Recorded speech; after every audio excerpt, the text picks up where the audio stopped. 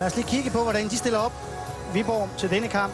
Det er stort set status quo i forhold til seneste hjemmekamp mod Roskilde. En enkelt ændring på kanten. Det er Sergis Deblé, den nye ivorianer, der spiller på den ene kant, så det gør han i stedet for Jeff Mensah. Sebastian Andersen skubbes over fra højre til venstre. Men det er to spillere, der vil ikke er flakke rundt. Vi kigger også på Fredericia, gæsterne i dag her i det midtjyske.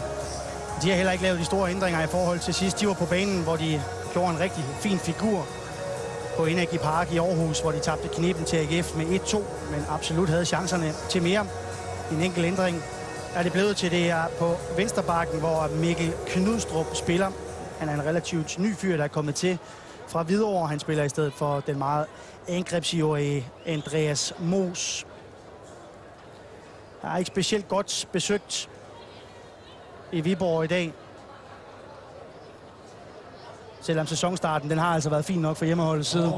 Ja, men hjemmepublikum er jo heller ikke blevet forkælet her i Viborg. Men ja, som eneste hold i Nordlig Ligaen har Viborg jo ikke tabt, så forventningerne kan kun være store til, at det netop er i dag, at Viborg de skal hente de 3 point her på hjemmebane. Og der er der altså store forventninger til, det er der ingen tvivl om.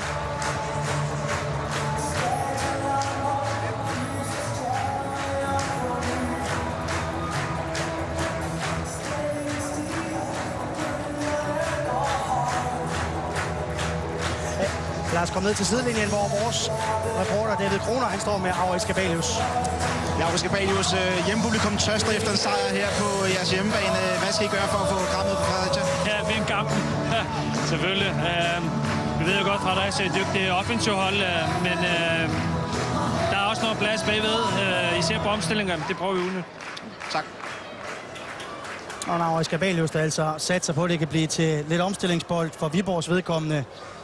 Det er jo også et hold, der vil frem og spille. Fredericia, de er gode på bolden, og de har en positiv indstilling til spillet som sådan. Lad os komme ned og høre, hvad deres træner, Nikolaj Wahl, han siger. For det kan godt blive en spændende duel mellem 17'eren Christiansen her, og så den stærke forsvar nede i Viborg-forsvaret, Ogunbi. Ja, men det kan det helt sikkert. Der er lagt op til duel. Jeg synes, han har gjort det rigtig stærkt. En klog spiller. Jesper Christiansen.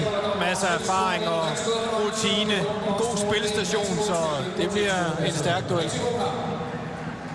Ja, allerede det kom under pres. Gæsterne fra starten af. Højt og aggressivt Viborg-tryk.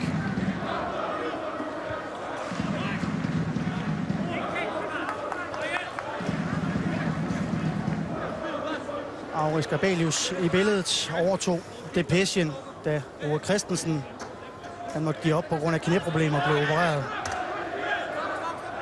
på et prekært tidspunkt midt i sidste sæson. Og så rykkede Viborg ellers ned. Ja, og Ove han rykkede længere nordpå. Hvor han nu fører Nordlig Ligaen med Vendsyssel.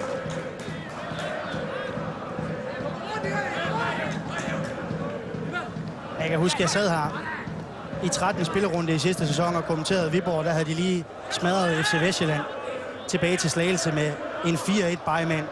Der havde de samlet 20 point sammen Viborg, og de lå nummer 3 efter 13 spillerunder.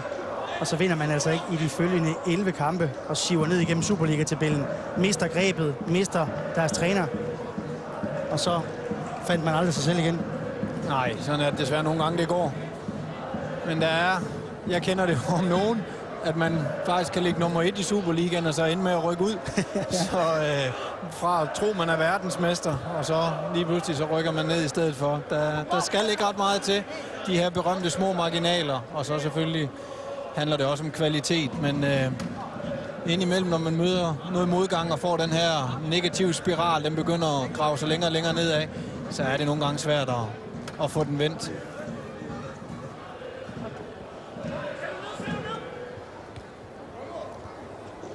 Altså 4-4-2 mandskaber, vi skal se udfolde sig i Viborg i eftermiddag. Viborg med Jeppe Kurt og Stankov på top.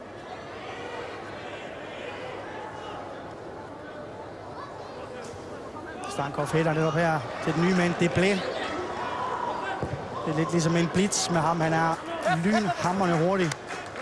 Sportschef Ole Nielsen, han er ude og sammenligne ham med en gammel kending, men som Ole Nielsen himself hentede fra Afrika til i første omgang Blokhus og siden Sønderjyske, nemlig Quincy Antipas. Han mener, der er klare fællesnævner mellem de to blot, med det faktum, at han mener, at Deblé er en langt bedre afslutter end Quincy Antipas.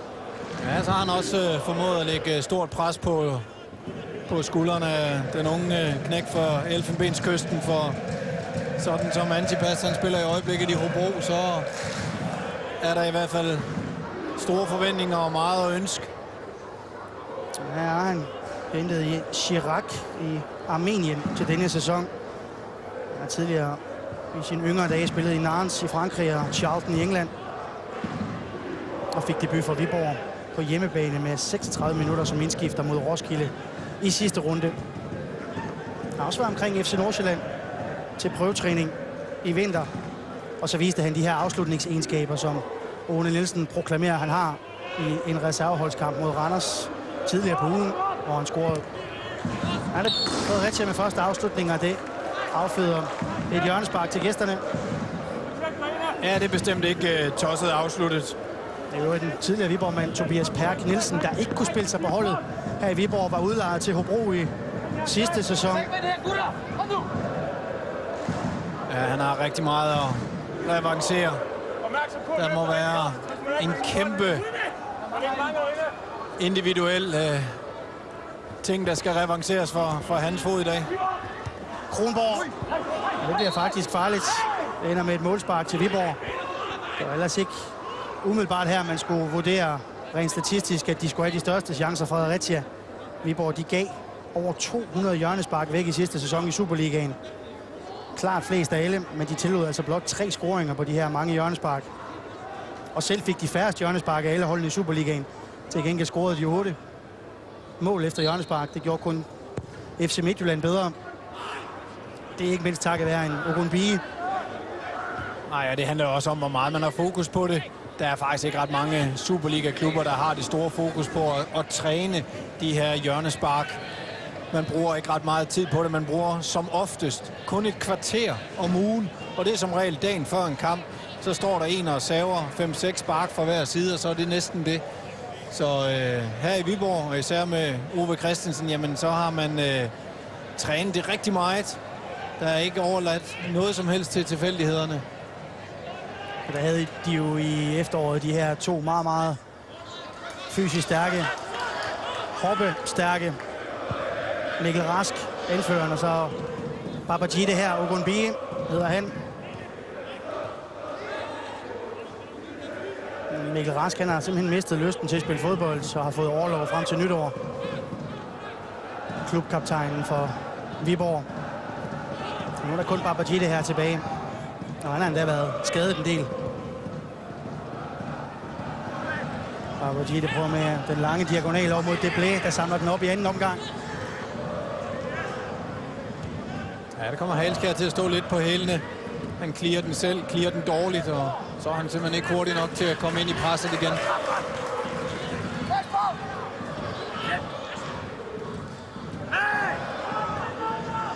Netop nærkamp over omkring Nikolaj Halskær, højre bakken fra Fredericia. Og så Ogunbiyi, nærmest et helt læme større end Hostrup, angriberen fra Fredericia.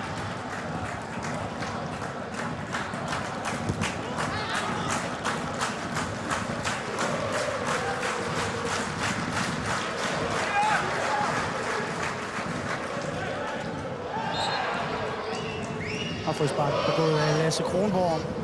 Ja, lidt klodset. Kronborg, farlig situation, især når man ved, hvor netop de her standardsituationer, som man ved, Viborg er farlige på, så er det unødvendigt at gå ind i ryggen på sin modspiller her af Kronborg. Som har spillet i samme klub som manden, der skal tage frisparket, Marcel Rømer. Nemlig HB Køge, afslutning fra Viborg. Ja, den får Køhler ikke bokset ret langt væk til på at give en stor returbold. til Jeppe Grønning, som igen spiller på højre bakken. Fik jo pladsen, fordi Antonio Stankov, tvillingebroren til angriberen Alexander Stankov, han blev skadet, men nu er Antonio, makedoneren, altså tilbage, men sidder blot på bænken.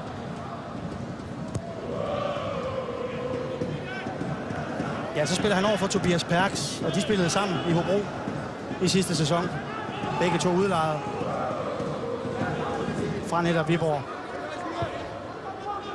Ja, det spekulerer man ikke så meget på, når kampen den er i gang. Der har man mere end rigeligt at gøre med at koncentrere sig om sine egne opgaver. Så løber man ikke at spekulere i, om man er kammerater eller venner eller tidligere kollegaer. Man yder sit bedste og vil vinde for enhver pris. Men du kan vel spekulere i, at du kender svaghederne for ham, du spiller overfor? Ja, men han kender jo som regel også ens egne styrker og svagheder. Så det går som regel lige op. Altså.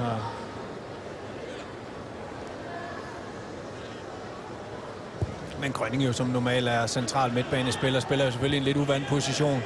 Jeg tror, hvis man sådan skal sætte det op i en direkte duel, så har Tobias Perk i hvert fald lidt mere skal revancere her.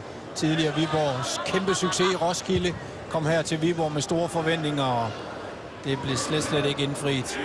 Han fik blot 10 kampe for Viborgs første hold. Perk, der i dag i hvert fald har en fartfordel over for Grønning i den duel. Hvorimod så Grønning har det fysiske overtag.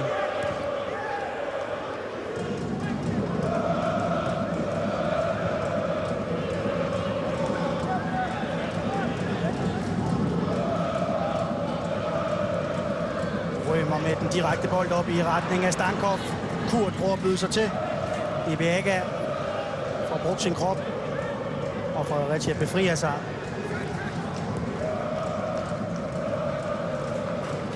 Tobias Perk og Hostrup, han løber stærkt.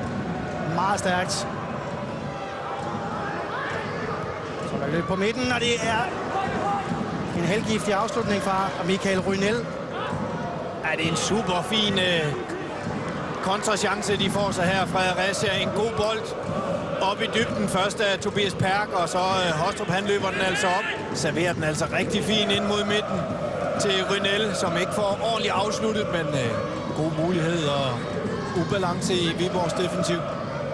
Ja, de ved godt, at Hostrup, som er igen er på boldjagt, han løber fra alle for det meste. Nå, men de skal også komme fra anden række bagefter, og det gør de altså også. Fredericia. Rynel kommer fint med ind i boksen, når Babadide, han er trukket herud i frimærket ud til Hostrup, så er der altså noget plads, der er fri inden centralt, når den ene midtstopper er derude. Der kommer Rynel altså først på den, men får slet ikke afsluttet ordentligt. Rigtig fin mulighed til Fredericia.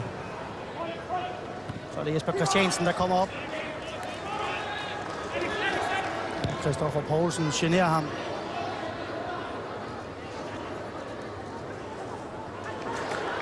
Det bliver med fine takter ind til Stankov, som takles særdeles konsekvent af, skal vi kalde ham skraldemanden på Fredericias midtbane, Christian Ege. Ja, han er en hård hund. Han kender sin opgave. Han ved godt, hvorfor han er med. Det er det hårde arbejde. Ja, når han har bolden, så kigger han, hvor nærmeste mand, og så kommer der en kort pasning. Og så vender han ellers på modstanderen og har bolden igen. Han er meget stærk i presset og kan løbe. Og løbe er det Viborg. Sebastian Andersen.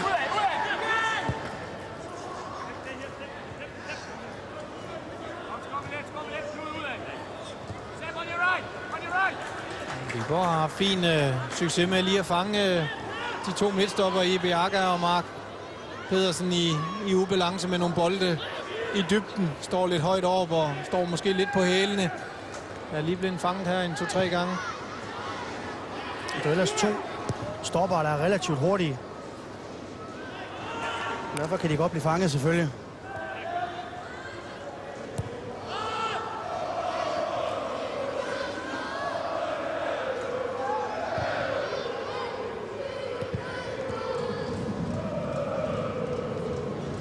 Lea og Rømer prøver at brodere sig frem til noget på midten. Rømer med afleveringen ud til højre bakken. Grønning, der kommer med frem, og det blev kaster sig op i luften. Der har han selvfølgelig ikke de store chancer. Blot 171 cm høj, viborgianeren. Det er et godt defensivt arbejde af Lea. Og det er også en god central akse, solid central akse, de har med Rømer og Lea og Viborg. Ja, det har været rigtig stærkt, og når man tænker på, at man holder Godfredsen udenfor, som jo også har været rigtig stærkt spillende, synes jeg, også især i sidste sæson i Superligaen. Så har man rigtig fint momentum, når man holder en hårdt kæmpende Godfredsen uden for banen også.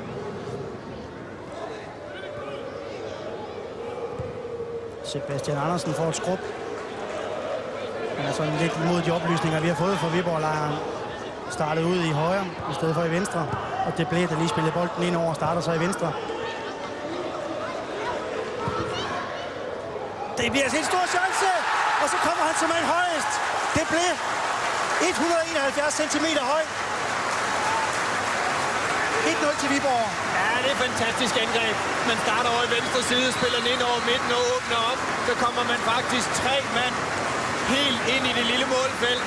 Og der kommer Mark Petersen og Ibiaka, de kommer simpelthen til at stå alene derinde, og en bold hen over Mark Petersen, og så kommer han simpelthen løbende ind imellem. Så er det svært at være midtstopper, når man er 2 mod 3. Vi kan se det derinde. 2 mod 3. Mark Petersen står i det forreste. Super indlæg af Grønning. Han køler den direkte ind i panden på Lille Deblé. Og han ser ud til at være klar igen, Deblé, selvom han slog sig i processen med at få lavet det her mål.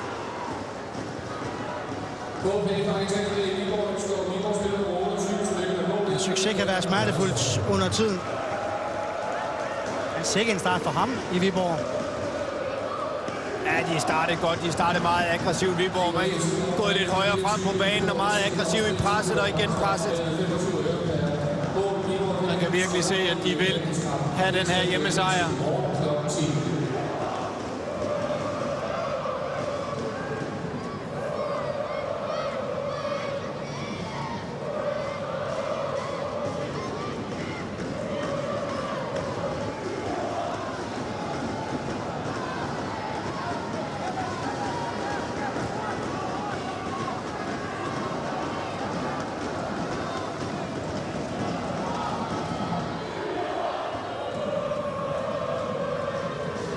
Det er ikke, fordi han er uvant med at lave mål. Serge Deblé. Han spillede i den armenske liga i sidste sæson. Der lavede han 15 mål og 13 målgivende afleveringer i 26 kampe. Og hans bedste og mest produktive sæson som professionel. Spillede også Europa League-kvalifikationen for sin armenske klub her i starten af sæsonen. Det slap han også godt fra med en enkelt scoring i 2 kampe.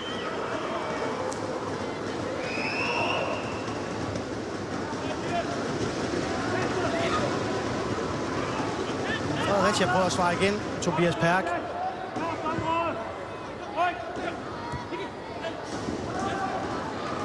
Jesper Christiansen vil komme igennem. Jesper Christiansen. Og det er det tæt på Hostrup fra udlignet. Ja, det er også helt forfærdeligt forsvarsspil af Eris. Men skal han ikke afslutte selv, synes jeg. Jesper Christiansen kommer helt fri. Den her clearing sparker totalt hul i luften for efterfølgende at kaste sig ned i en glidende tackling, hvor man ikke vinder noget som helst. Dårlig aflevering. Jesper Christiansen skulle måske afslutte selv. Kæmpe chance. Jeg behøver ikke at spørge dig, om du havde afsluttet selv der. Nej, det havde nok været 10 ud af 10. Der havde været skud på mål.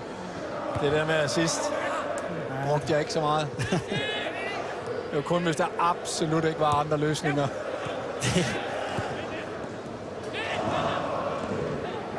Altså, da han måske ikke skulle have spillet, så skulle Hostrup vel også have scoret på den. Ja, men det er en svær bold. Den ligger lidt tilbage, og den er oppe i luften.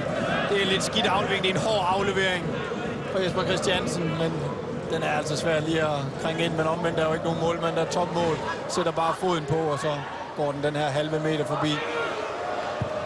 Så er der afslutning fra Marcel Rømer.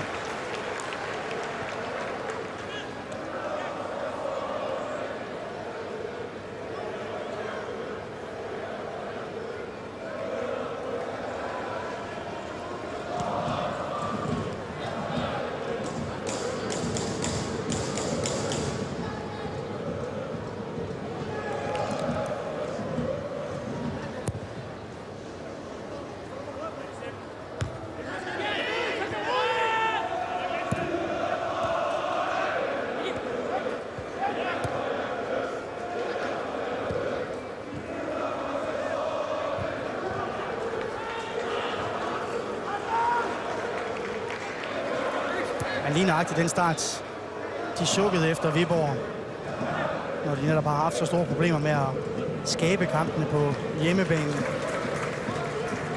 Energi Viborg Arena. Der er der plads til Stankov. Det er altså en fin bold af Christoffer Poulsen ind i fødderne på Stankov, der slet ikke får taget bolden ordentligt til sig. Han er altså også rimelig godt kørende på den front. Christoffer Poulsen. Han lavede 7 assist i den forgangne sæson i Superligaen. Faktisk hans mest produktive sæson siden 5-6. 2005-2006, hvor han lavede 2 mål og 14 oplæg. Men det var altså kun her. Chance til Viborg igen. Passiv forsvarsspiller Fredericia.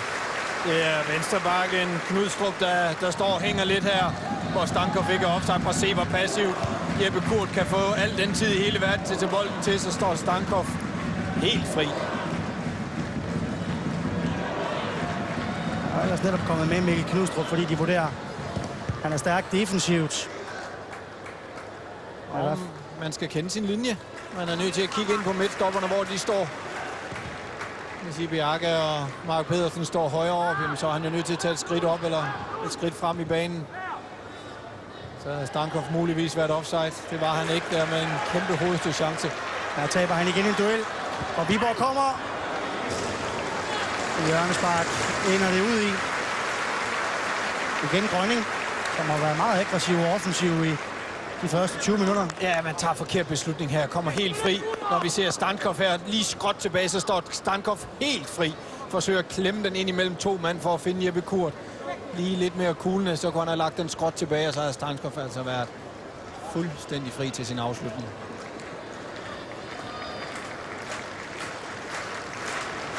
Christoffer Poulsen, de her mange assist får han selvfølgelig også, fordi hans dødbolde, de ligger fremragende. Ja, han har en god venstre fod. Over mod Ogunbi, som nærmest selvfølgelig vinder sin duel. Viborg fastholder, men så er der en rigtig skidt aflevering fra Sebastian Andersen mod målscorer Deblé.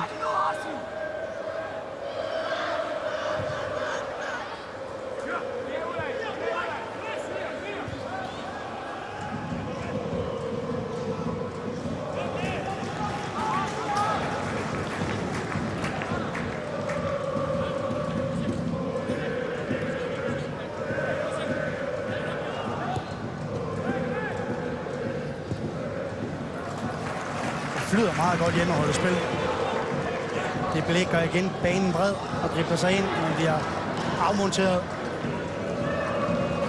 Der kommer altså godt tilbage. Det blev. Ja, han mangler at kan sætte fart på Niel. Det er anden gang, han har haft god tid og mulighed for at sætte fart frem i banen. Og ikke offside på Hostrup. Og så er det Eris, der begår frispark og brokker sig efterfølgende. Ja, det mener jeg også er forkert. Jeg mener, Eris spiller bolden her. Han spiller måske også. Ja, jeg tror, han høster ham. Ja, han kommer lidt for voldsomt ind i duellen. Det er jo så også linjedommeren på flere. Ja, så skal han jo et eller andet sted have en advarsel, fordi så er det jo alt for voldsomt, det han får lavet. Det får han trods alt ikke. Han ser selvfølgelig ikke åbenbart situationen rigtigt. Dommeren Benjamin Leander.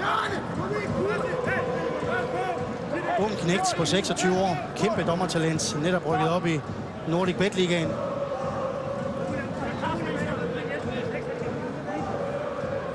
Mikkel Knudstrup. Klar med sit venstre. Det er også et godt ben, han har der. Og så rammer han overlæggeren.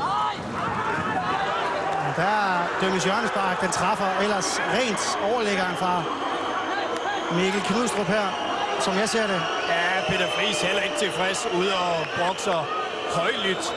Et frispark direkte ind på overlæggeren. Der er ikke hjørnespark der. Peter Friis når den slet ikke.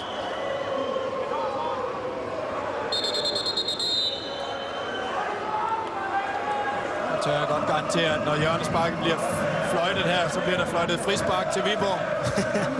Som kompensation for en fejlkendelse at dømme et hjørnespark, som ikke skulle være der. Nej, de skal ikke skubbe alt for meget omkring Jesper Christiansen. Nej, så bliver der fløjtet frispark, og så... Dog ikke. Nej. Men det var i hvert fald et naturligt udfald. Man ved jo nok godt som dommer, at deres reaktioner fra Viborg, den ikke er rigtigt. Ja, men dømt. man kan ikke lave den om jo. trods alt kado for ikke at lave en kompensationskendelse, så. Som man ofte ser.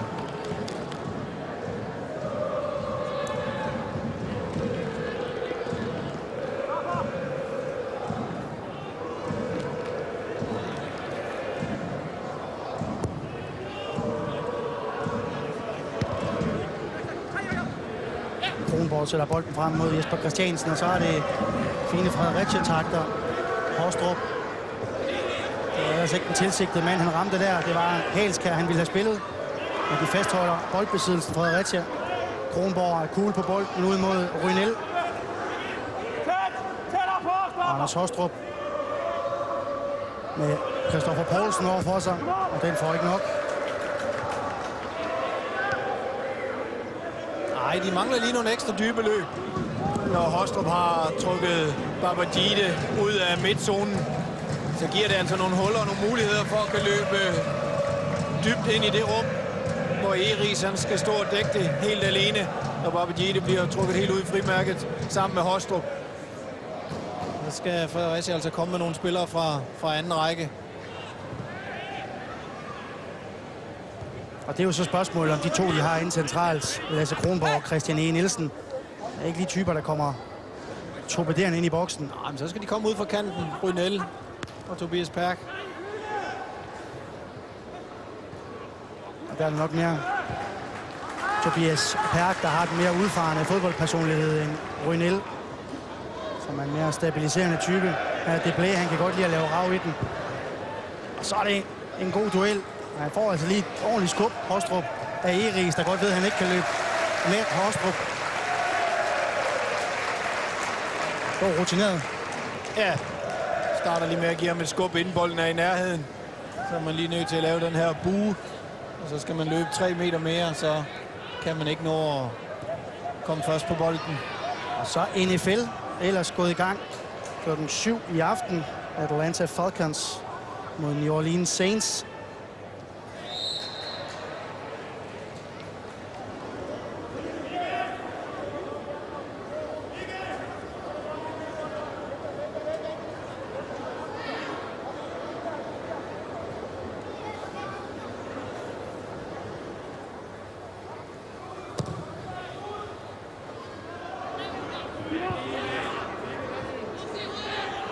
Får for meget fra Nikolaj Halskær. Ellers har det været en positiv åbning på denne kamp. Ja, i allerhøjeste grad. Viborg har egentlig været bedst på bolden, men Fredericia har haft 2 rigtig gode muligheder på deres omstillinger. En kæmpe chance ved Jesper Christiansen, da han forsøger at aflevere til Hostrup. Og så Rynel var tæt på os. Og det her utilsigtede frispark på overlæggeren fra Mikkel Knudstrup, og også fra Fredericia. Men der sker ting og sager i Viborg i dag.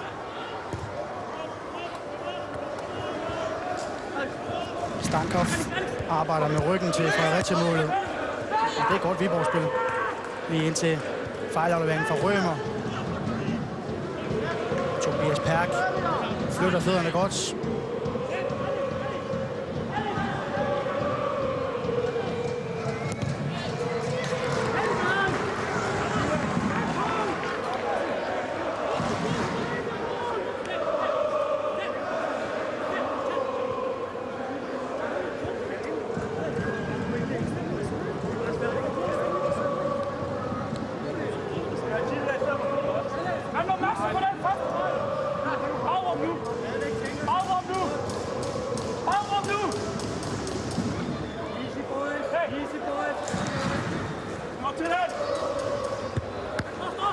Ja, det er chance igen til Fredericia. Ebjerga, der er god omkring standarderne. Trykker ind. En god variant. Tømmer det bagerste område. Og så løber Bakker Ebjerga ud i det og ja, kan stå på flade fod og hen til den. God mulighed. 22-årig, 189 cm høj amerikaner, som egentlig blev hentet til Horsens. Og han er inde og generer Peter Friis voldsomt i Bjerga. Han er lejet i Horsens, for de har problemer i det centrale forsvar. Fredericia. Altså ifølge Viborg herinde, at vi gør det omkring Frederiциas centrale forsvar færdigt. Sebastian Andersen. Tilbage til Leaer. Jeppe Kurz. Det bliver lidt en mellemting. Og de har jo Søren Jensen. Korsbåndsskade. Det var jo en korsbåndsoperation, der gik kage i. Han skulle altså kunne komme tilbage, Søren Jensen. En rutineret spiller, der var tiltænkt en central rolle i forsvaret for Fredericia, og derudover så indfører Jakob Tykosen altså også skadet. Men Mark Pedersen i det centrale forsvar har masser af erfaring fra Vejle, har spillet Superliga der, og har også spillet Allsvenskan, den bedste svenske række for Djurgården. Og han ligger sammen med den lejede Ibiaga derinde for gæsterne. Det ser okay kompetent ud. Også fra Kronborg. En af de mange spillere, som de har fået fra Vejle, Fredericia. Ja, de har næsten et helt hold, der har været forbi Vejle. 5 af dem er i startopstillingen, plus en cheftræner. Og så nogle af de skadede spillere, som du selv nævnte også. Kan næsten stille et helt hold. Det er jo sådan lidt et semi-forbudt skifte. Ja, selvfølgelig en rivalisering mellem de mandskaber her. I hvert fald har de ikke kunne finde ud af at lave det her FC-trekanten, som de snakkede om en gang. Med Kolding, Fredericia og Vejle. Nej, men der har altid været igennem tiden rigtig mange spillere, der har spillet i Vejle først, som så har havnet i Fredericia, men ofte var det jo også, at Vejle var Superliga-hold, og Fredericia var første division i dag, Nordic Bet Liga. Jamen, så dem, som ikke kunne komme på hold i Fredericia, jamen, så havnede de ofte med fuld spilletid i Fredericia, og rigtig mange tidligere Vejle-spillere har været en tur forbi Fredericia. Nu kan man sige, at det var fortiden, du snakker om. Og Vejle selvfølgelig historisk smuk klub. Aktuelt, der ser det værre ud for Vejle. De er i hvert fald ikke mere end i øjenhøjde med Fredericia. PT. 7 point i de første 7 kampe har Vejle hentet. Det er det samme, som Fredericia har hentet efter 6. Men hvor gæsterne går i angreb. Hostrup meget dynamisk. Arbejder på kanterne. Arbejder ned i banen.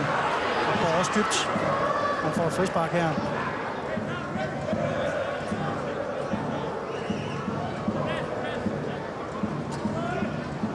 Jeg synes umiddelbart ikke, der er noget. Christoffer Poulsen får taklet på bolden i første omgang. Så mister han balancen. Hostrup. Hostrup, der lavede 24 mål for Skive i 2. division vest i sidste sæson. Naturligvis suveræn topscorer. Ja, Knudstrup, han ramte overlæggeren sidst. Denne her gang et mere tydeligt indlæg. I retning af Jesper Christiansen. Ja, man kan se, hvad de vil hver gang Fredericia. Helt over i bagrummet. Her er det Jesper Christiansen, der står helt umarkeret. Der så mistimer sit hovedstød.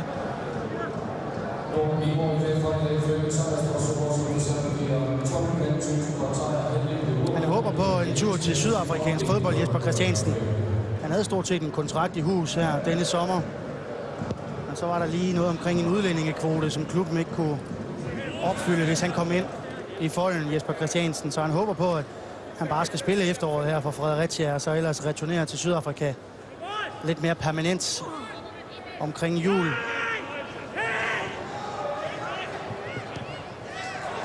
Det er lækkert af Hostrup, der tvinger sig forbi. Og så tackles han af Grønning. Ja, det er heller ikke prangende igen. Forsvarsspiller Eris.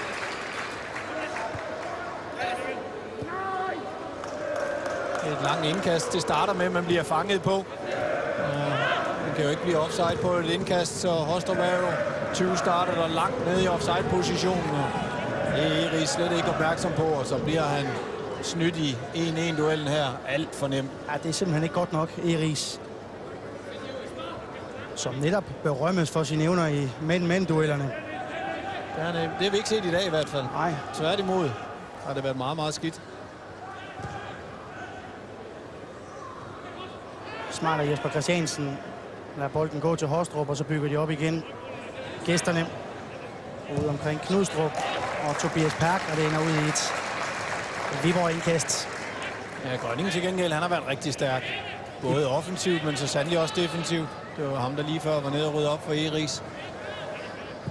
Offensivt har han skabt en del, blandt andet assisten. Han startede egentlig inde i det centrale forsvar i de 4 første kampe. Grønning. Kronborg op til Hostrup. Jesper Christiansen bruger sin krop. Ud til Rynel. Og så ind mod Jesper Christiansen. Offside.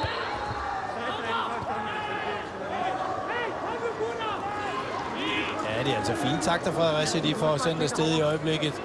Her Rynel ned i banen, og så skråt bagud, og med venstre foden det ene er skruet. Tobias Perk kommer fri til duel. Han er så offside. Den er svær at se, om den er korrekt. Kommer i hvert fald fint ind i mellemmål mellem Babajide.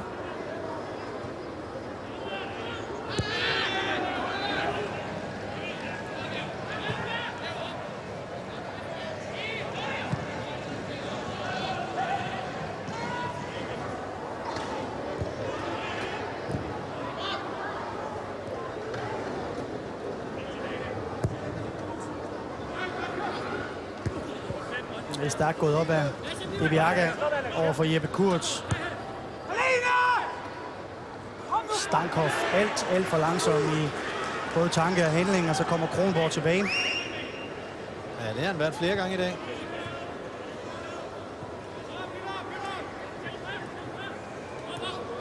Det er ikke meget, vi har set fra den fysisk stærke makedoner.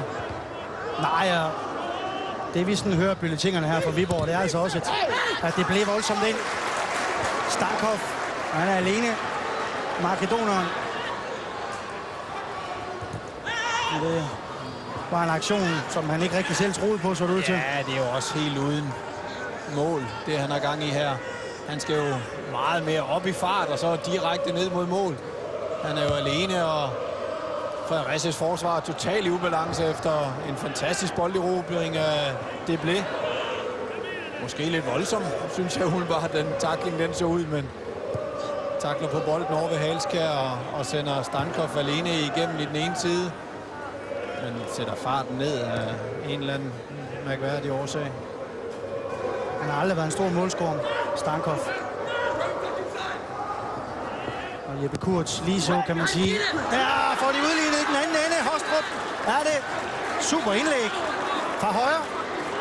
Fra Nikolaj Halskær. Ej, det er en fremragende scoring til baglinjen, og så hårdt fladt ind. Men hvad sker der inde i forsvaret med Babajide og Eris? For slet ikke dækket op derinde, men her Hostrup står helt alene derinde. Godt overlap herude. Halskær slår den hårdt fladt ind. Men de dækker jo slet ikke op derinde centralt.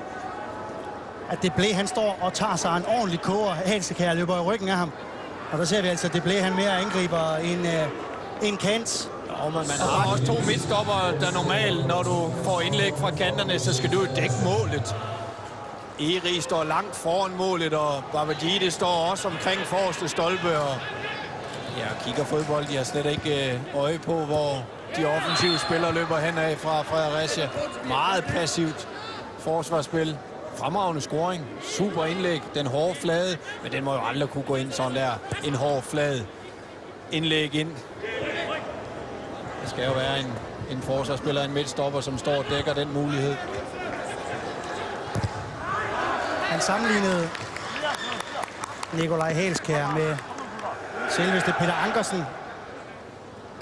Træneren fra Fredericia, der talte med ham i går, Nikolaj Wahl. Det var i hvert fald sådan et løb, han kom i Halskær. Meget, meget aggressivt. Determineret. Og så smider han bolden ind til Hostrup, der laver sit 3. sæsonmål. Og ganske fortjent.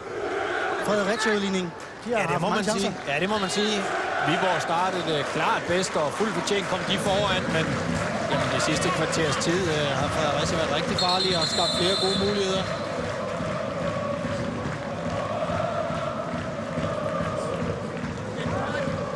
Så får Kronborg og Ogunbi lige en lille lektion af kampens dommer, Benjamin Leander.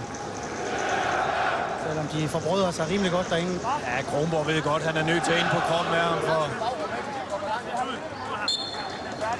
den store amerikaner her er farlig i de her dueller, hvis han han ikke kommer ind og tager den fysiske duel. Han er 14 cm højere end Kronborg, så umiddelbart ikke den mest logiske oppasser Kronborg til Ogunbi.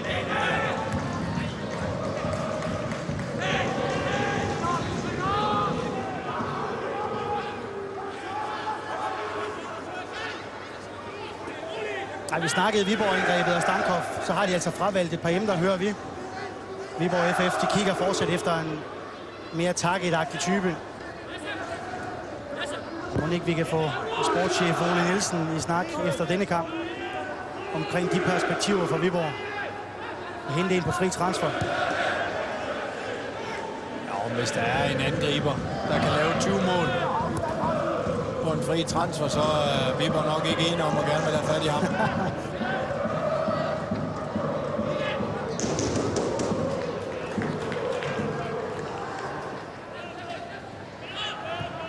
Viborg, de barsler allerede udskiftning, kan jeg se dernede. Martin Svensson, den nye mand, man har fået ind fra Randers. For de sidste instrukser. Søren Frederiksen, og nu er Aurich Gabelius her. Hvem udskifter du? Det er Stankov, der går ud. Jeg ved, om det er en slags terrorudskiftning for en elendig præstation. Ja, det er muligt, men må da håbe for manden her i billedet, at han er skadet. Men det er altid ydmygende at blive skiftet ud før pausen. Man kan også altid sige, hjælper det noget? Det er trods alt, der er kun 5 minutter, at han kan komme ind og bidrage med, inden det bliver fløjtet til pause. Og hvis man nu går ned til pausen og god lang opvarmning på det kvarter, man har pause. Og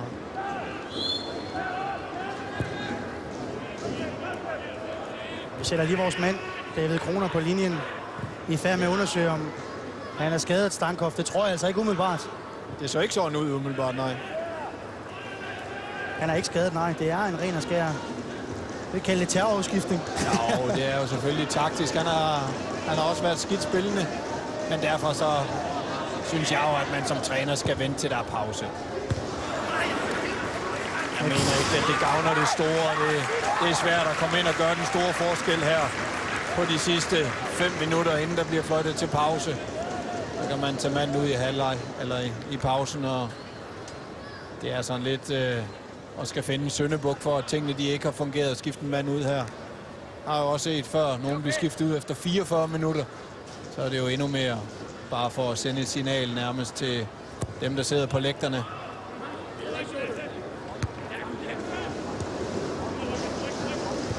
Så nu sidder han, Alexander Stankov, ude ved siden af tvillingebrormand Antonio Stankov ude på Viborgs udskiftningsbænk. Og Aurich Gabelius, han handler på, at de fuldstændig har tabt initiativet i denne kamp. Hjemmeholdet.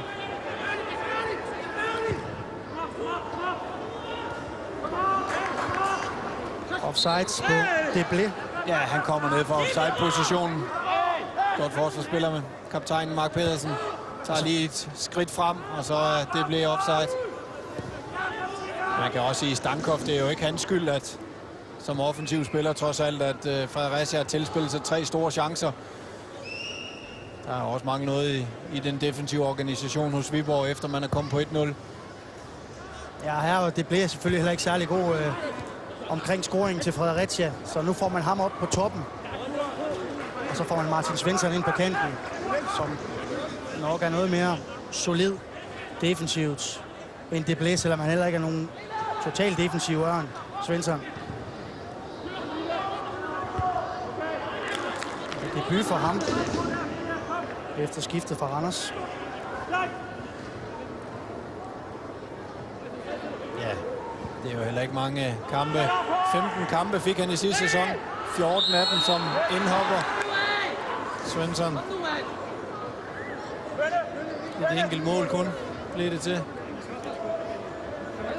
Han prøver at relancere karrieren nede i Nordic Bet Ligaen efter uheldig ophold i Silkeborg og Randers i Superligaen. Der er et nyt frispark til den gode venstre fod fra Mikkel Knudstrup.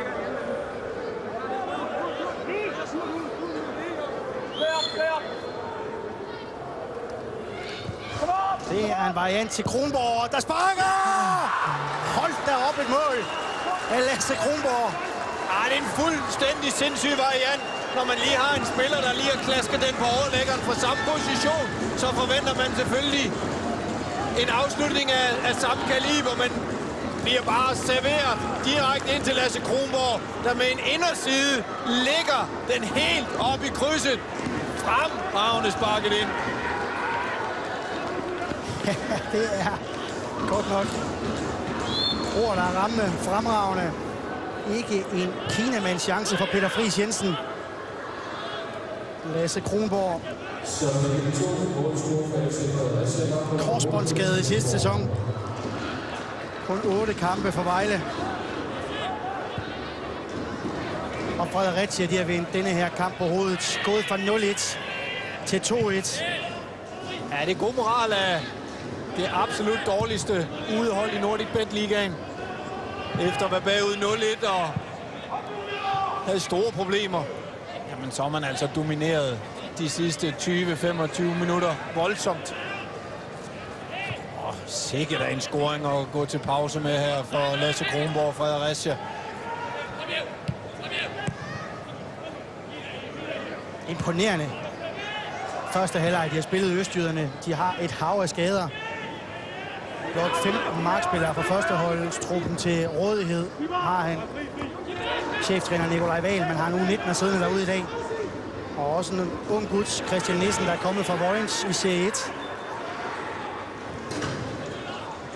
Svær start får de. Et mål tidligt imod sig fra Viborg. Men de spiser sig tilbage, stille og roligt, bid for bid i denne kamp. Ja, det er flot moral.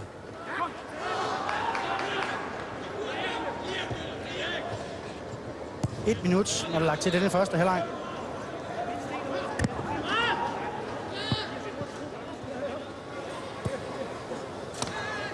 Nikolaj Wahl i afslappet positur på sidelinjen. Det skal han nok ikke være for meget. Det blev Kurt. Sikke en chance til Viborg. Ja, det er en stor chance, og det er, når produktet det skal gøres færdigt. Det blev. Han tager altså et rigtig fint løb her, men afleveringen her, den ligger bag ved Jeppe Kurt. Og så kan han altså ikke afslutte den på sin første berøring. Så er han nødt til at tage den til sig, og så skal han vende rundt og afslutte med sin venstre fod i ubalance. Og så ender det jo med, at man skovler den over. I stedet for, at den lige har ligget 40 cm længere frem i banen, jamen, så kunne Jeppe Kurt bare sætte indersiden på, og så er der stået 2-2 i stedet for. Det kan godt være, at Jeppe Kurt han ikke kan tale fransk, men jeg tror alligevel, det blev. Han kunne forstå, hvad der var, han sagde om den aflevering. Og den rutinerede Viborg-angriber var ikke tilfreds med leverancen. Og pibekoncert fra folk, der heller ikke er tilfredse på lægterne. Viborg med klare oprykningsambitioner over for Fredericia med masser af skader. Det er gæsterne, der går til pausen oppe 2-1.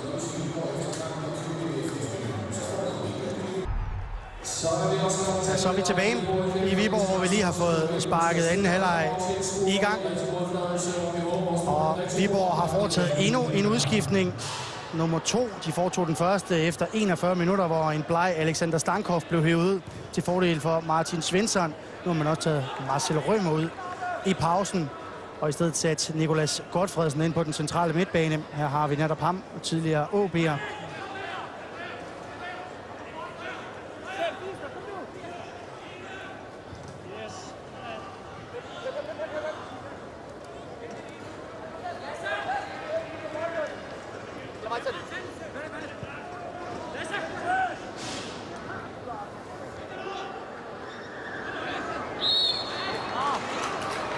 Frispark til Viborg, som vi nok kan forvente vil komme aggressivt ud her til anden halvleg. De må formode sig at få en ordentlig skideballe i pausen. Ja, den må være velfortjent. Han sagde det jo egentlig meget godt.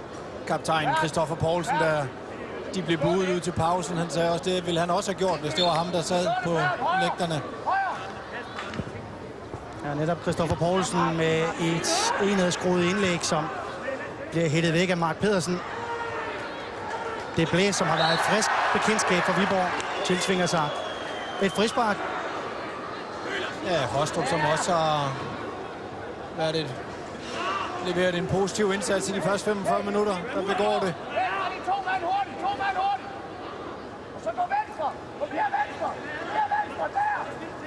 og gæsterne fra Fredericia er trykket ned her i de første par minutter af anden halvleg. Christoffer Poulsen igen. Ibeaga hætter. Det blev. Han er altså stærk ham her. Det blev.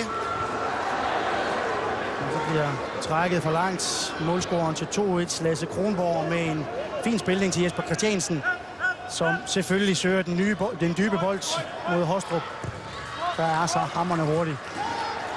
Ja, det er fint forsvarsspil af Sebastian Andersen.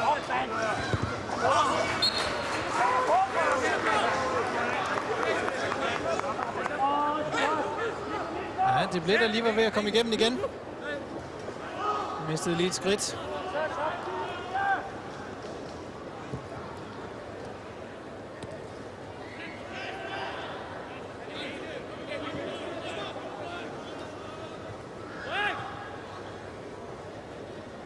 Blot en eneste kamp har de vundet her på stadion Viborg siden oktober sidste år. Det var mod AGF i Superligaen. Og den endte de med at tabe på skrivebordet.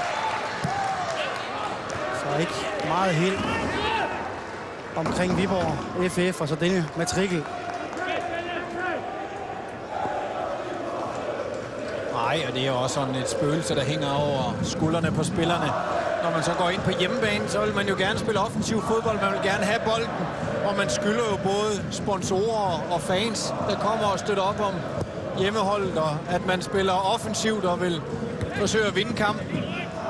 Når man så starter kampen her, som lyn og torden, meget aggressiv i presset, kommer foran 1-0, så er det også meget ubegriveligt, at man kan være så passiv lige pludselig, og så smide den her konfrontable føring på 1-0 til lige pludselig at gå til pause med 1-2.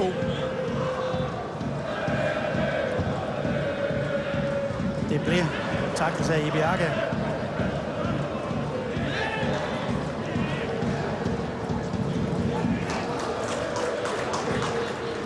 Viborg kun med 2 scoringer på hjemmebane i de første 3 kampe i sæsonen. Tunnel på Grønning. Ja, plus en pokalkamp.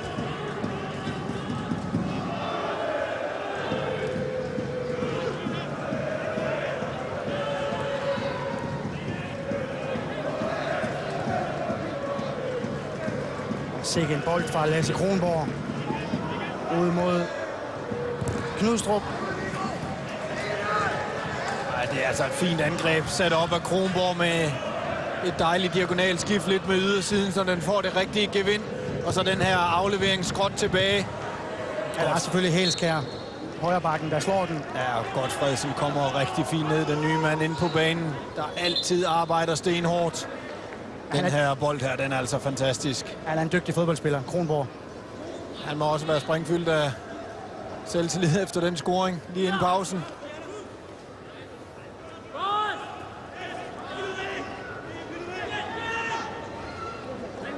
Formen kan selvfølgelig ikke være helt i top efter en korsbåndsoperation, og en sidste sæson, der blev pulveriseret af samme årsag. Han ser heller ikke ud, som om man har en optimal BMI til at spille fodbold, Lasse Kronborg. Han har måske et par kilo for meget, men det har han aldrig haft. Det har han aldrig haft.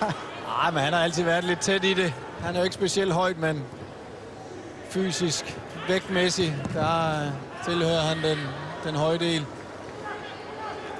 Han skal have lidt vægt at stå imod med, når han skal ind i duellerne.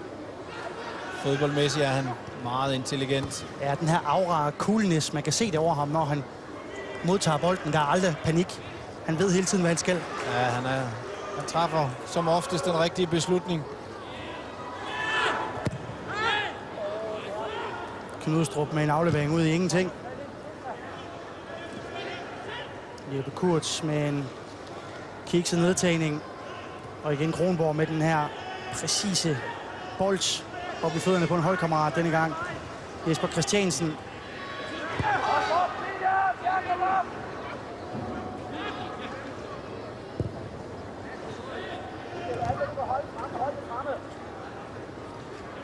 Svensson og det blev spiller sammen. Mark Pedersen læser situationen før Jeppe Kurz.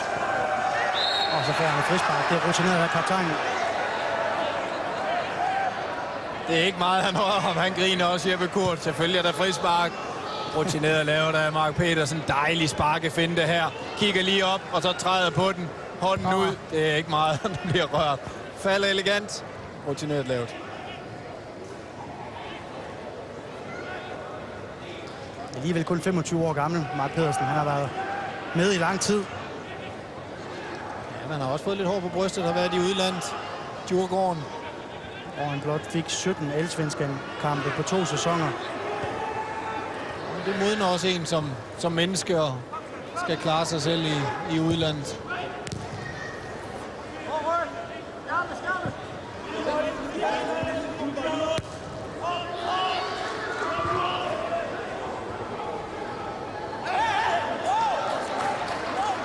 Indkast til Fredericia. Igen Mark Pedersen i en direkte duel. Ja, Manu. Ja, han kan ikke få kontrol på den. Jeppe Kurt kan ikke få kroppen ordentligt ind bag bolden.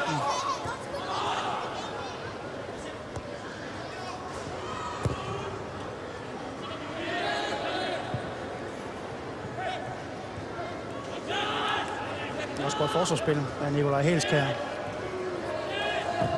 Uha, en herretakling. Viborg spiller videre, det bliver.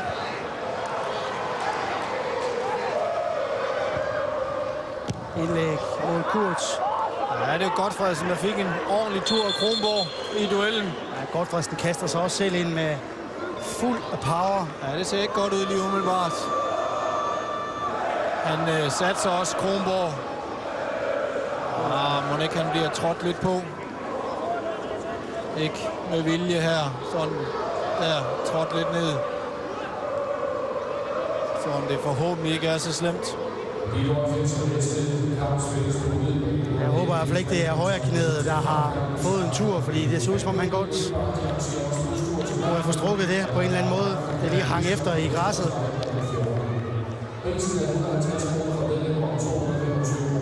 Det er ikke nogen sart type, ham her, Nikolaj Godfredsen.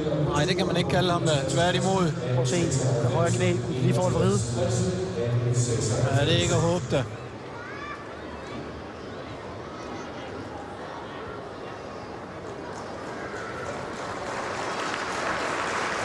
Han rejser sig op.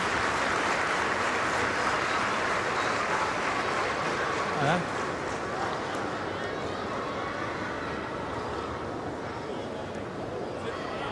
Indskiftet i pausen. Ja, løber heldigvis ud. Ja, det sagde godt, at nu humper han igen. Jeg tror, han må foretage den tredje udskiftning allerede nu. Aurich Garbalius efter knap 55 minutter. Jeg tror, det er slaget. Nej, ja, der er udskiftning. nok. Der bliver markeret udskiftning. Ja, det er sgu ikke godt. Det kan jeg godt frygte, det er for knæet. Forfærdeligt for Godfredsen. Arbejder altid stenhårdt ind i motorrummet. Fantastisk spiller, synes jeg. Lægger så meget energi for dagen. Og så spiller han kun 8 minutter.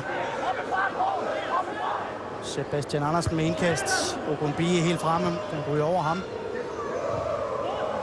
Grønning, Viborgs bedste i første halvleg. Arbejder i højre.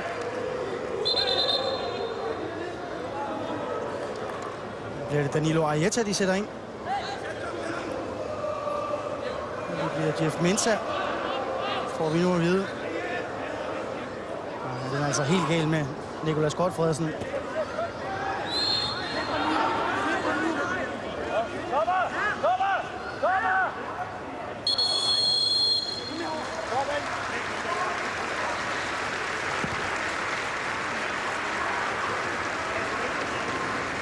En rettesættelse af hjemmeholdets Lukas Lerager.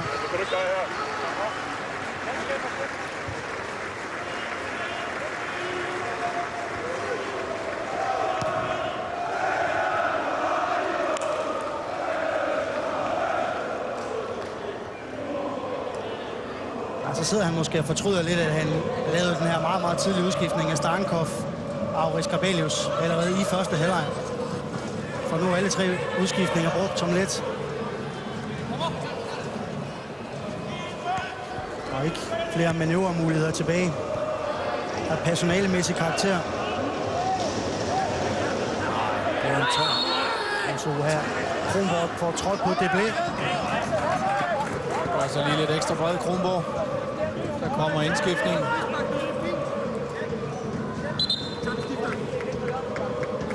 Og det er Jeff Mensah, der mistede sin plads på holdet til denne kamp. Til fordel for målscorer Deblé. Jeg vil bare sige, det er en diametral modsat type i forhold til Godtfredsen. Lille væver og lynhurtigt dribler.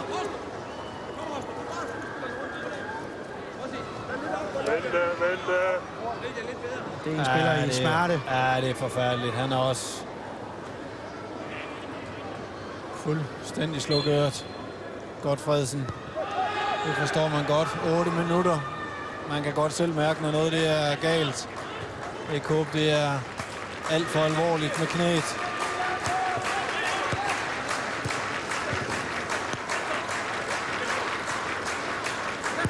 Forfærdeligt for Viborg for Godtfredsen. Det er en kriger, der klappes ud af felten nu af hjemmepublikummet Godtfredsen, som går i omklædningsrummet. Derfor går det nok videre på hospitalet. For hans vedkommende. God bedring til ham.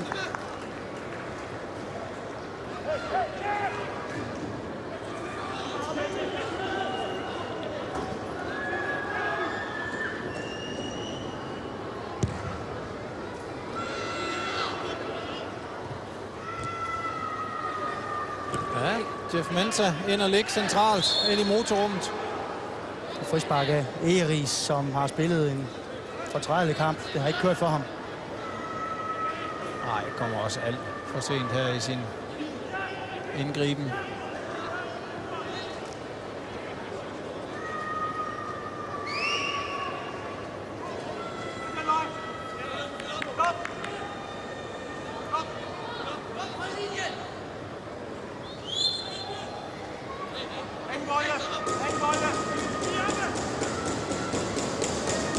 Han går altså direkte mod mål.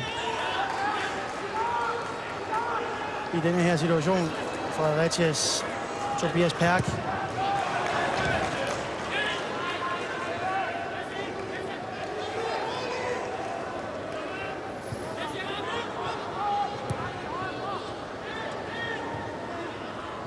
Offside.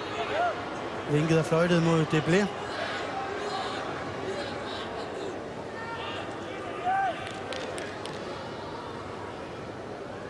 Jeff Mensah er gået direkte ind på den centrale midt ved siden af Leaer.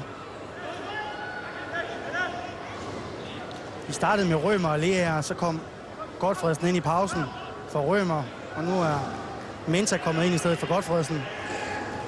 Ja, der er blevet rokeret rundt. Det blev startet også på kanten, og så er han blevet rykket frem. Der har været gang i den helt store.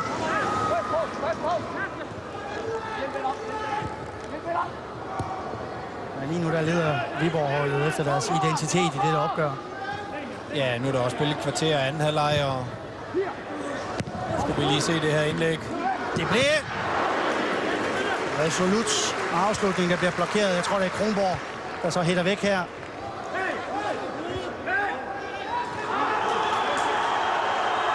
Michael Rønel tonser bolden direkte op til Mensah, der skuldertakles. Rønel og indkast til Fredericia.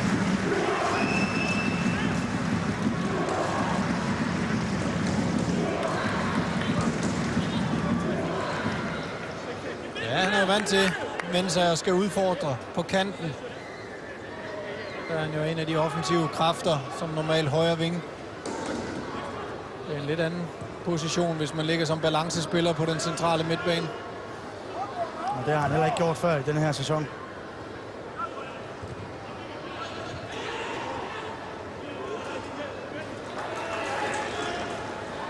Og det har spillet tilskuertal i kampen i overfladet af 2.395 tilskuere. Tak for det. 2.375 tilskuere på plads på Energi Viborg Arena.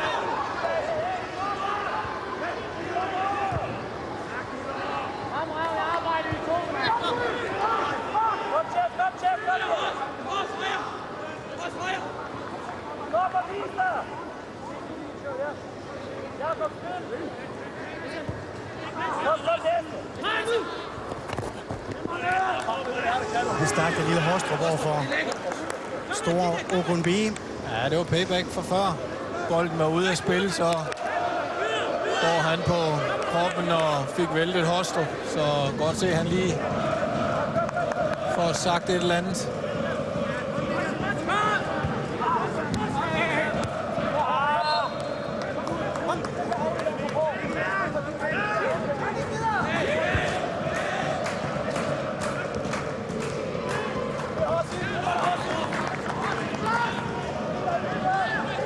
Hostrup her igen, aggressiv i presset.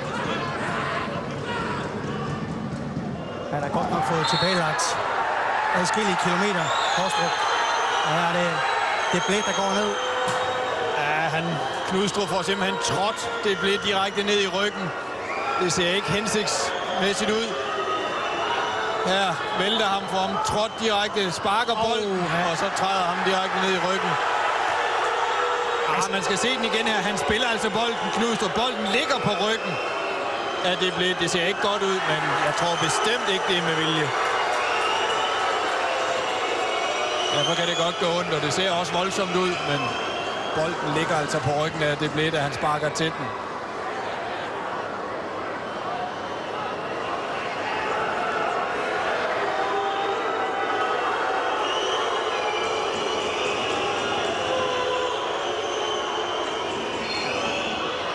Og frispark til Viborg. Selvfølgelig Christoffer Poulsen, der får ansvar for at sparke det. Det får ikke ordentligt luft under i stedet til Grønning. I sin tilbageerobring. Indlæg mod bagerste stang. Eris oppe.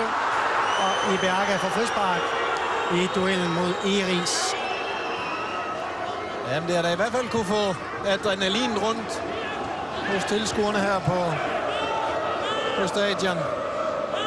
Helt oppe i det røde felt over det her mulige røde kort til Knudstrup for at træde. Det blev ned i ryggen. Jeg synes nu umiddelbart, det ser lidt tilfældigt ud. Han sparker bolden, men får selvfølgelig trådt ham ned i ryggen efterfølgende, men om det er bevidst, det tror jeg altså.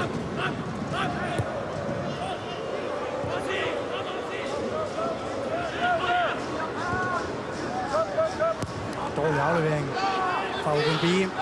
Tobias Perk takler bolden fremad. Men det er et meget mere afventende Fredericia-hold, vi ser lige nu i denne fase. Ja, de står kontrolleret. Så for at se, om de kan få Viborg lidt længere frem på banen. Så efterlader de heller ikke så stort et bagrum til de her hurtige løbere, som det blev især.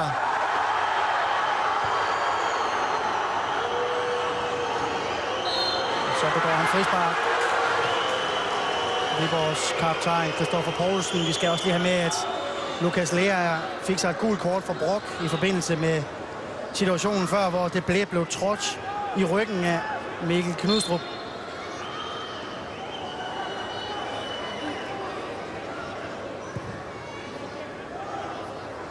Temperamenterne, de koger lige nu. Jesper Christiansen ind. Ogunbi tager sig god tid. Christoffer Poulsen sparker væk.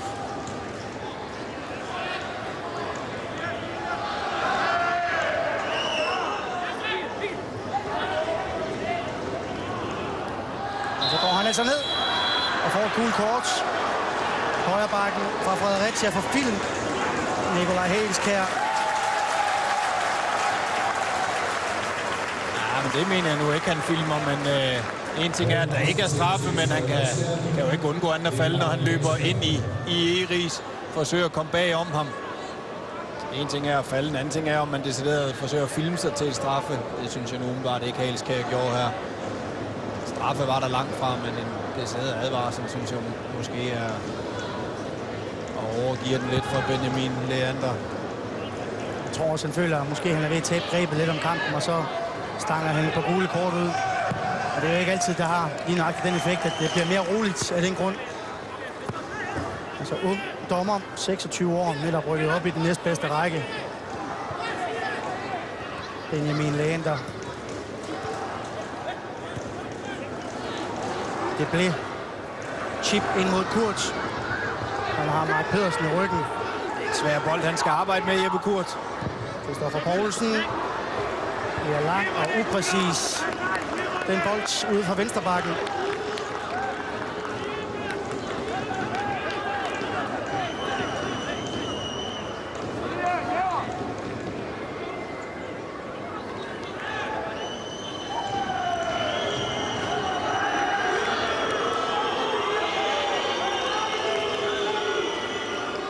Tre fjerdedele inde i denne kamp.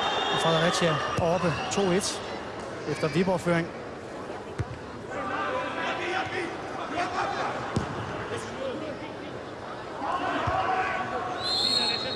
Offsides. Og så kommer der endnu et gult kort. Ja, det er også dumt, Christian Ege. Der er fløjtet for længe siden. Han kan sagtens undgå den bold.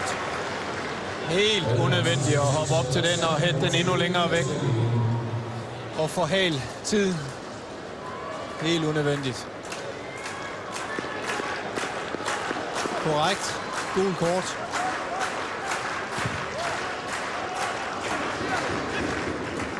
Han springer virkelig højt, ham her. Det blev scoret med hovedet i første halvleg. Havde en anden afslutning, hvor han kom over gæsternes forsvar i første halvleg. Trods sine beskedne 171 cm i højde. Det var altså også ham, der var involveret i den her kontroversielle episode lige før. Vi ser den her. Det bliver jokket ned i ryggen af Mikkel Knudstrup. En episode, de fik vist på storskærmen, hvilket altså også var med til at hisse hjemmepublikummet yderligere op.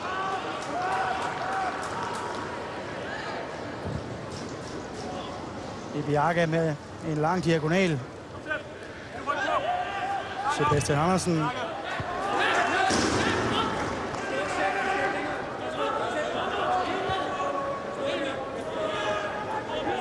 Og 2 NFL-kampe i aften på TV3+. Først Atlanta mod New Orleans Saints, efterfulgt af Dallas Cowboys her mod San Francisco 49ers.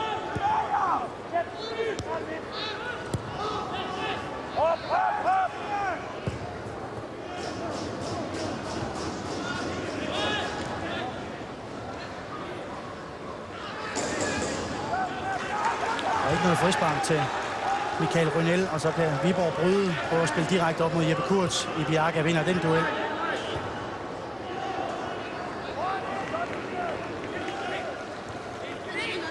Ja, det er godt spillet af Fredericia. Spiller bolden hurtigt, så Viborg-spillerne ikke kan komme ind i et genpres.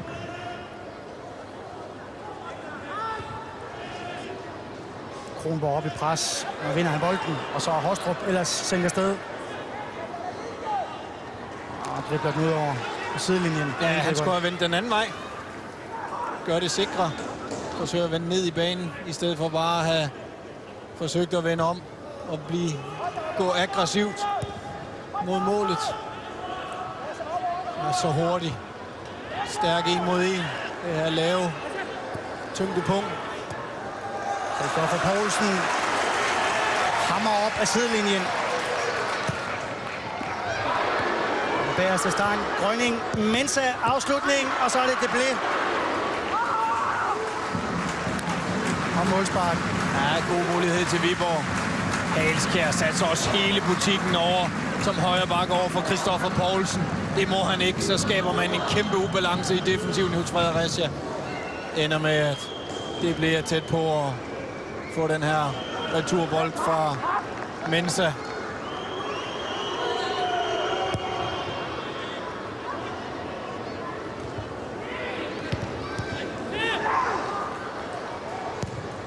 Sebastian Andersen, den er fint skåret, den bold ind mod Kurz.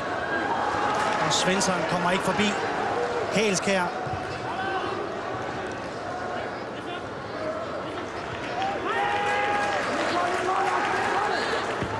Det er... Men det...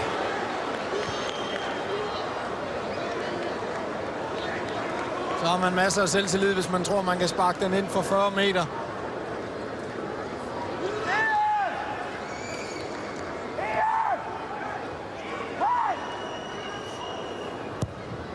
Han er ikke kendt som en stor målscorer, Lukas Leaer. Nej, hvis man så tror, at chancen for at sparke den ind helt derude fra den distance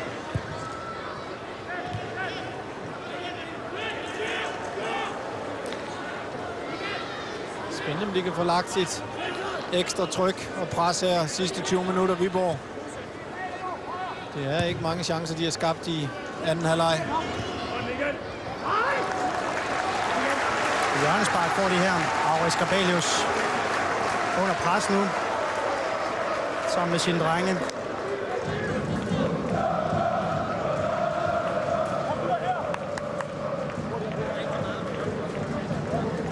Og alle 11 Fredericia-spillere hjemme i eget straffesparksfelt.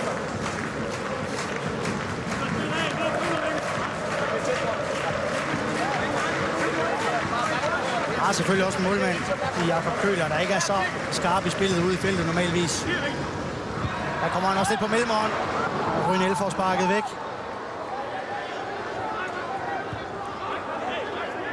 Ja, de bliver op. Alle de store hætter. Så skal man altså sørge for at slå den ind i boksen. Og det er lige nøjagtigt, hvad Poulsen gør over mod Ogunbi. Øj, det blev kommer sent med sin tackling over for Ibiaga. Ja, kæmpe frispark. Han skal også have en advarsel. Kommer alt for sent på Ibiaga. Fuldstændig hensynsløs i den her duel her. Prøv at se her, da han clearer den, hvor sent han kommer. Øj, alt for voldsomt. Alt for voldsomt.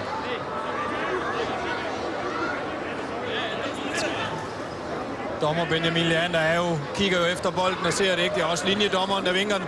Ja, du kan se, at han går helt ind på banen. Linjedommeren, han mener også, der måske skal falde en advarsel, tror jeg. Eller medmindre noget andet, der er sket. Ja, for korrekt gult kort. Og det er helt klart på linjedommerens opfordring. Det blev alt for voldsomt. Helt korrekt. Og det er godt linjedommerarbejde. Ja, det er fint. Det er også stærkt. Dommer Benjamin Leander lige ud og tage snakken. Høre, hvad der er sket. Om det er bare et lille frispark, men for at vide, at han skal give en advarsel for benspænd. Kommer alt for sent i duellen.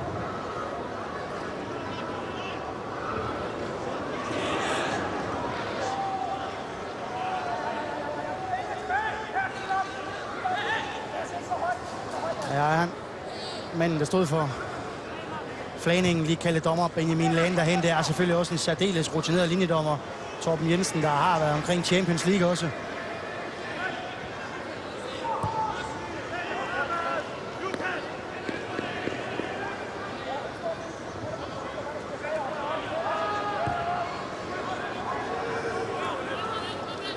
En masse af nerve over den her kamp. Ja, der bliver gået til den i duellerne. Vi havde også en hård tackling før Christian E. inden centralt. Og ja, der bliver givet noget saft og kraft i duellerne. Også her. Rynel på Christian Poulsen. Christoffer Poulsen selvfølgelig.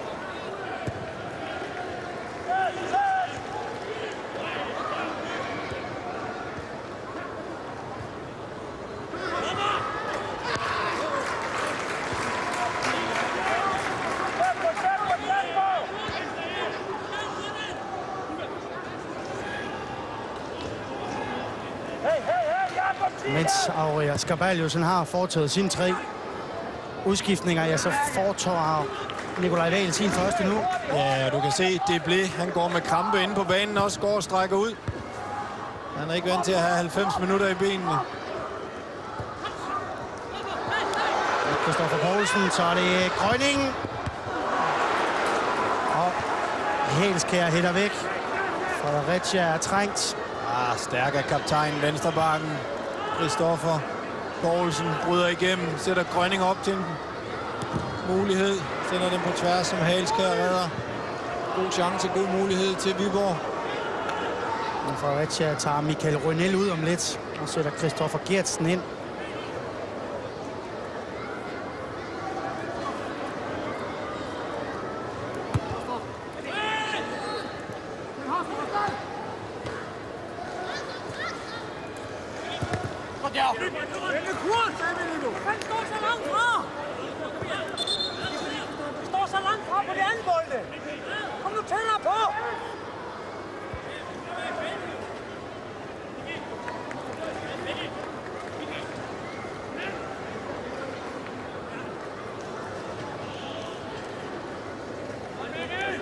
En rutineret herre, der også har været god på bolden i dag. Michael Rynell, 32-årig svensker.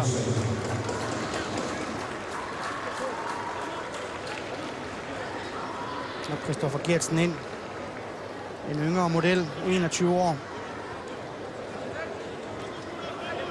Han er hentet i Randers før sidste sæson.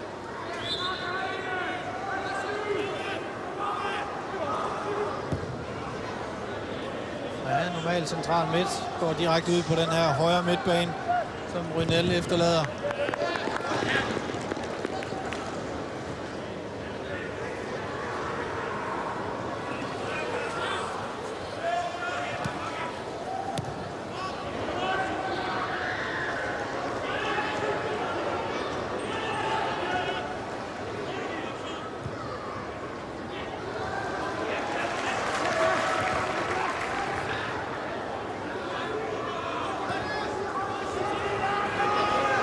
Fordi Svensson han har fået sat noget aftryk på den her kamp.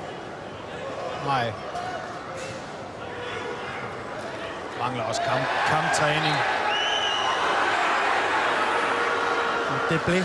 Det går frispark. Ja, måske der var et lille frispark først her.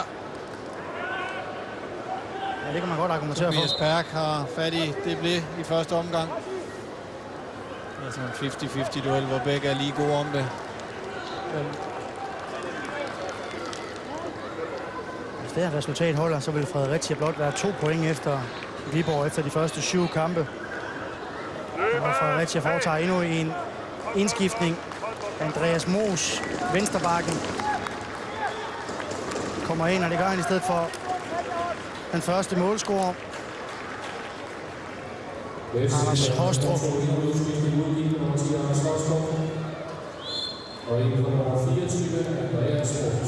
Andreas Moos, han går på venstrekanten formentlig. Nu må vi se, hvad det ender med. Frispark til Viborg her. Jeg tror, han lægger sig ind på den offensive midtbane, så man har en ekstra gardering inden centralt, så man kun spiller med en decideret angriber i Jesper Christiansen. Eller lægger han sig op Moos ved siden af, så tror jeg, han gør. Det er i hvert fald en spiller, der er ekstremt offensiv, når han spiller sin bak. Så han kan godt noget frem af banen. Andreas Moos, der lige nøjagtigt til den her kamp er blevet slået af holdet. Ja, Mikkel Knudstrup. Hjørnespark til Viborg og Jeppe Kurz. Ja, det er fint arbejde. Jeppe Kurt her tilkæmper sig et hjørnespark på en svær bold. Og selvfølgelig lidt opsat og aggressiv. Har netop fået skæld ud ned fra bænken, fordi han ikke var skarp nok i forbindelse med endebolden. Jeppe Kurz.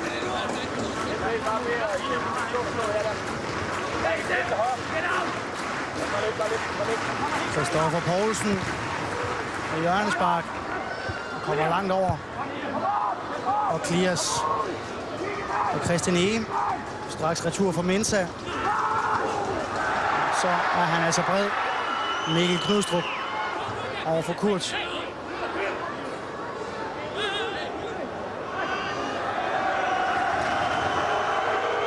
Jeg tror, han bliver trådt ned i hælen.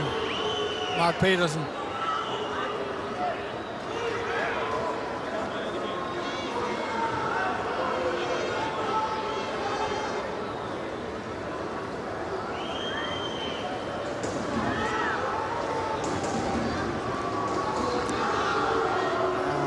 Smerte er han i hvert fald i.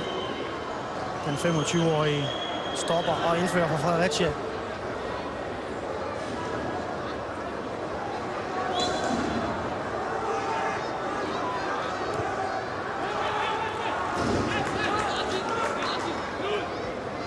Han har altså ikke godt derinde, Fredericia-kaptajnen. Humper voldsomt. Ja, der er lige et stykke smerte, der lige skal sluges. Han er også en hård hund, så det skal han nok få gjort, Mark Petersen. Men spørgsmålet er, hvis den dybe bold bliver spillet op, og han skal ud i en sprint nu, hvor godt det kommer til at gå. Om det er noget, de kan lukrere på Viborg.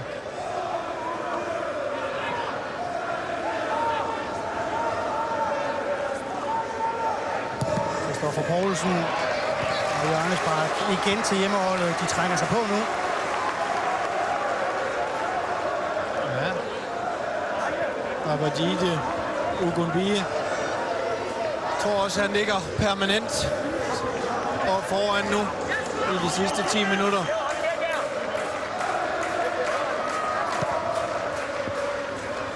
Og der kommer han op, Ogunbiyi. Frispark til Fredericia. Det er Beaga. Sendes i jorden af Kurt. Og Eris er det her. Ja, jeg tror, det er Eris. Men det er også lige meget, at han hætter den langt forbi. Men frisparket er nu korrekt nok.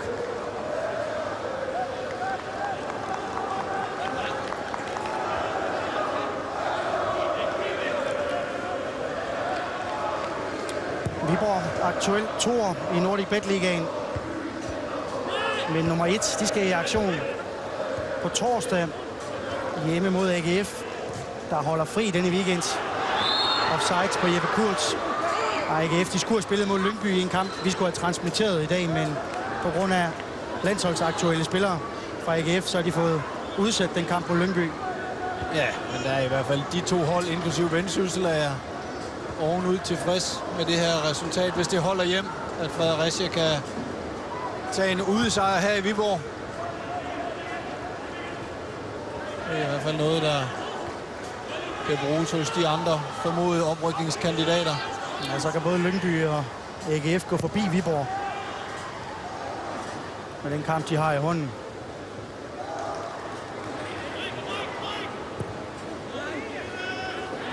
Det er bestemt heller ikke et Viborg-hold, der har lignet et Superliga-mandskab i dag. Specielt den defensive organisation i første halvleg var dårlig. Det play her har været et lyspunkt. Ogunbiyi ligger nu op i angrebet for Viborg. Og der kan han blive liggende nu. Indkast bliver det. Ja, en skidt clearing.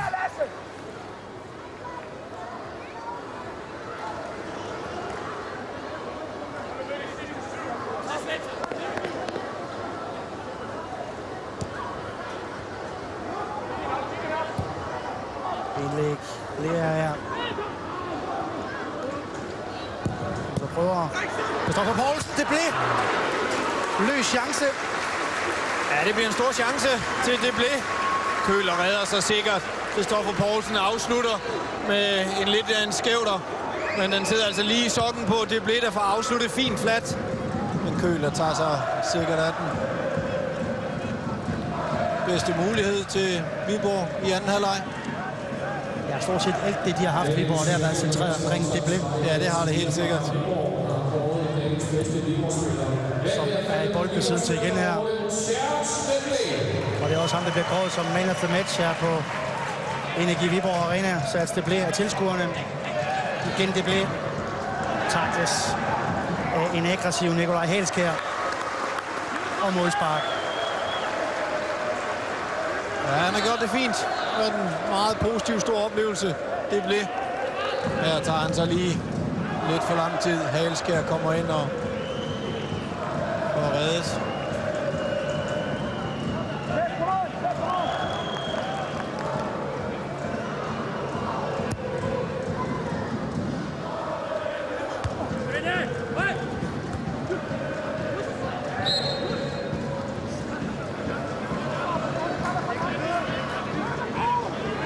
Laver frispark.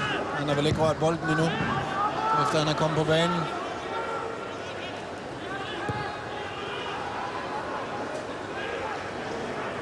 Ja, Jesper Christiansen hjemme for at forsvare. For Ogunbiyi, der kommer op. Ogunbiyi trænger sig på og laver frispark. Ja, der er han stærk. Mark Pedersen, kaptajnen.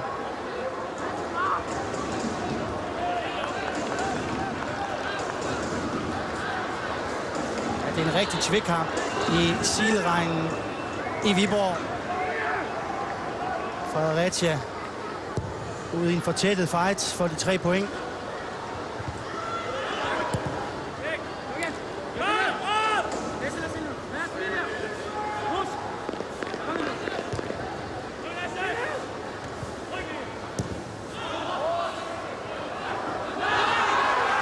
Fredericia indkast. Det vi har Skarbalius ikke forstår. Nej, det var der ikke mange, der gjorde her. Heller ikke spillerne inden for Viborg.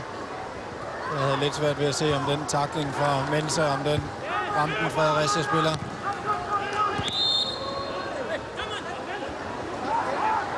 Haynes dømt mod Mos. Så har han også rørt den.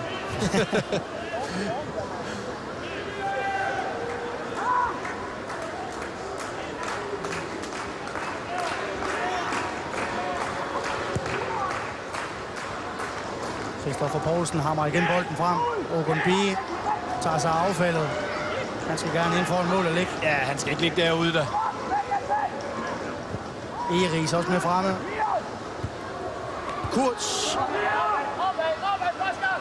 Og så smadrer Mikkel Knudstrup bolden væk. Ja, det er en fin bold op ad linjen. Mos tæt på at komme først på den.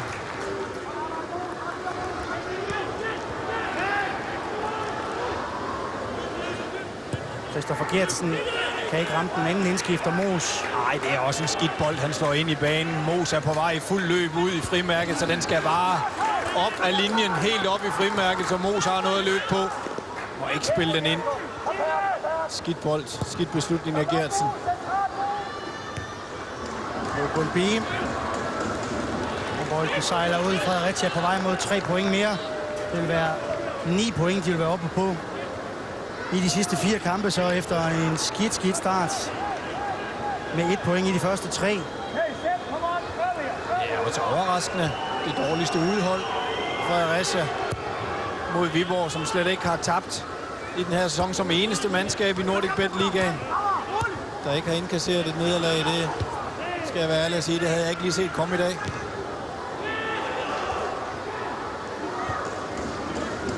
Det blev for tid til at tæmme bolden med brystet. Så ligger afleveringen upræcist ind mod Jeppe Kurz.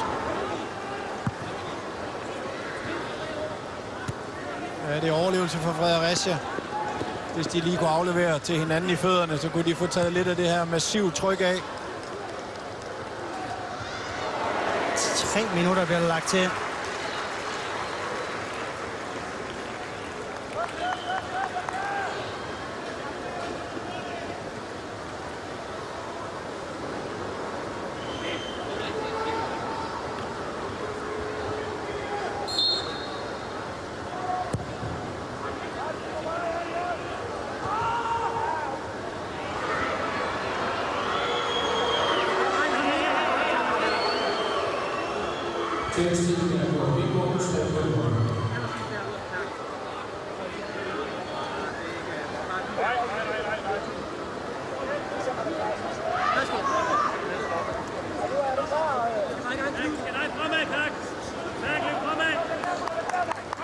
Nu går der lang tid med at få taget det her indkast fra Mikkel Knudstrup.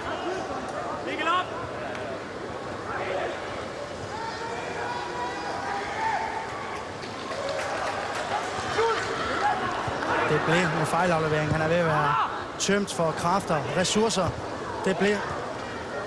Ja, han strakte ud for krampe efter 70 minutter. Der havde man ikke flere indskiftninger. Det har Fredericia stadig. De sætter snart den sidste i spil. Steven Sommers ind i stedet for Tobias Perk. Og Mos. Han skal også holde i sådan en bold her for at tage noget af det tryk af. I hvert fald Jesper Christiansen, angriberen, han er hjemme og leger forsvarsspiller nu her til sidst. Ja.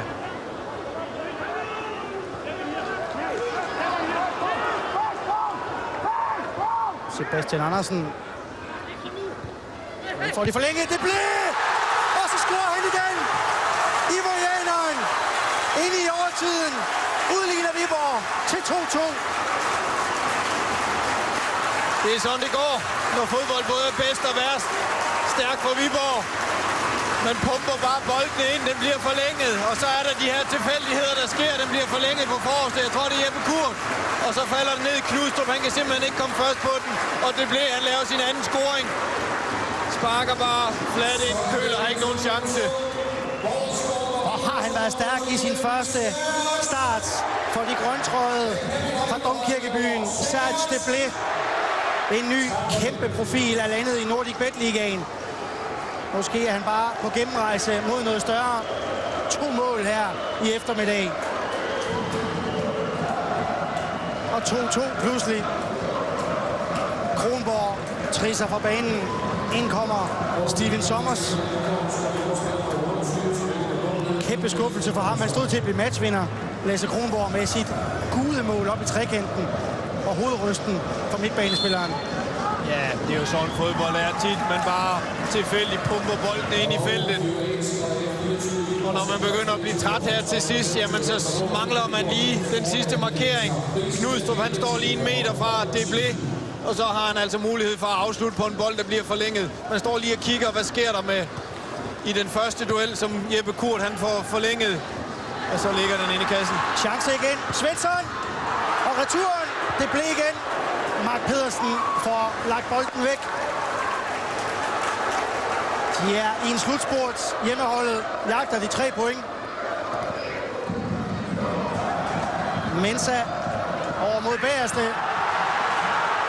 Sebastian Andersen kaster sig ned og får en sviner af Biaga, fordi han mener, han filmer. Ja, straf er der ikke i hvert fald. Men hold det op, Martin Svensson. Tæt på at score. Fin afslutning med venstre foden. Flat mod det lange hjørne. Lige ved at give en retur til Deblé, der kunne have lavet et hattrick med 2 scoringer i tillægstid. Det kunne have været vanvittigt.